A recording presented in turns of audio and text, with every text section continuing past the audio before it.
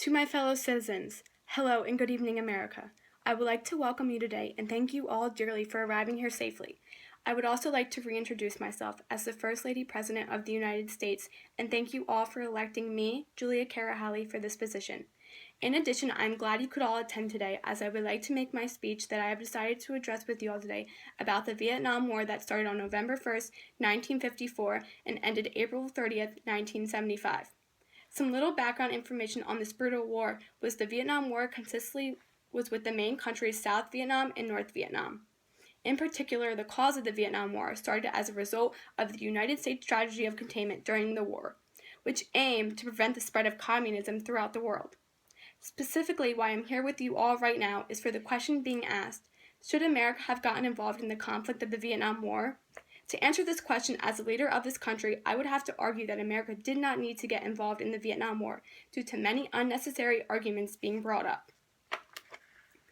For example, as I addressed, the Vietnam War took place in between 1954 and 1975. It consisted of North Vietnam trying to make South Vietnam a communism government. The United States later joined this conflict because of the stress North Vietnam was putting to South Vietnam to become a government that America did not want. The main reason why America joined was because of a theory called the Domino effect. America and Russia were going through what has been called the Cold War. The domino effect is a theory that communism will spread from one country to another. The United States does not want this because our government is a democracy and communism opposes everything we stand for.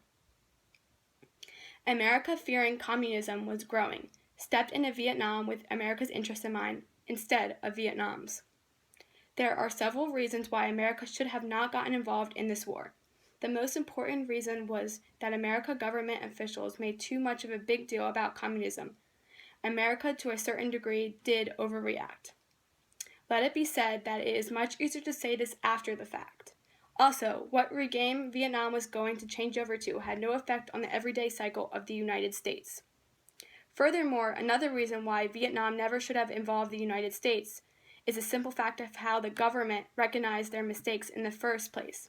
By this, the government knew the major pitfalls in the conflict and so made laws that fixed or prevented this sort of craziness from happening again.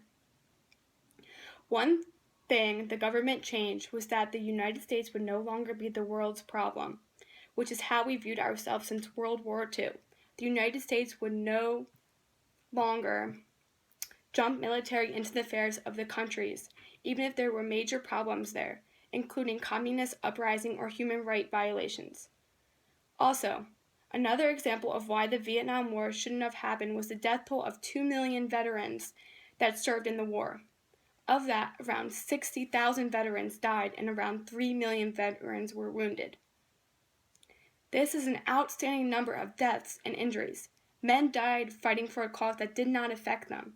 But we still fought. We fought for those rights we not only wanted, but also needed.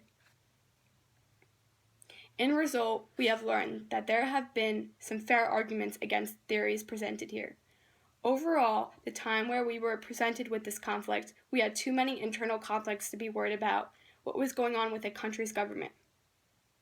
With that being said, I would like to stand my point and argue that America did not need to get involved in the Vietnam War due to many deaths, government standpoint, and the spread of communism. So to ask the question again, should America have gotten involved in the conflict of the Vietnam War? Thank you again for all attending my speech, and God bless America.